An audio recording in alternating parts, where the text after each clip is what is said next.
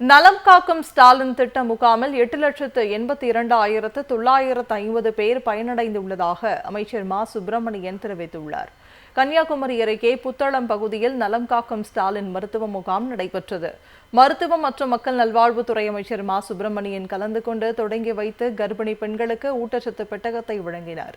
இந்த நிகழ்ச்சியில் மாவட்ட ஆட்சியர் அழகு மீனா, மேயர் மகேஷ், தமிழ்நாடு உணவுக் கழக தலைவர் சுரேஷ் ராஜன், தமிழ்நாடு மீனவர் நலவாரிய தலைவர் ஜோசப் ஸ்டாலின் உள்ளிட்ட பலர் கலந்து கொண்டனர். பின்னர் செய்தியாளர்களிடம் பேசிய அமைச்சர் மா சுப்பிரமணியன், நலம் காக்கும் ஸ்டாலின் திட்ட முகாமில் இதுவரை 8,82,950 பேர் பயனடைந்ததாக கூறினார்.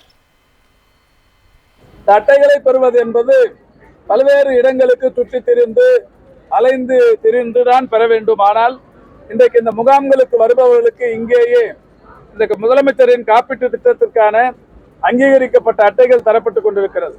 தமிழகத்தை பொறுத்தவரை ஏற்கனவே 1,47,00,000 குடும்பங்கள் இதன் வாயிலாக பயன்பட்டுக் கொண்டிருக்கிறார்கள் என்றாலும், புதிதாக திருமணங்கள் நடைபெற்றவர்கள் அவர்கள் குடும்பதாரர்களாக மாறுகிற பட்சத்தில் அவர்களுக்கும் இந்த அட்டைகள் தேவைப்படுகிறது. எனவே அந்த வகையில் இன்றைக்கு புதிதாக இந்த மாவட்டத்தில் மட்டும் 808 பேர் இந்த முதலமைச்சரின் காப்பீட்டு திட்டத்தின் கீழ் அங்கீகரிக்கப்பட்ட அட்டையை பெற்றிருக்கிறார்கள்.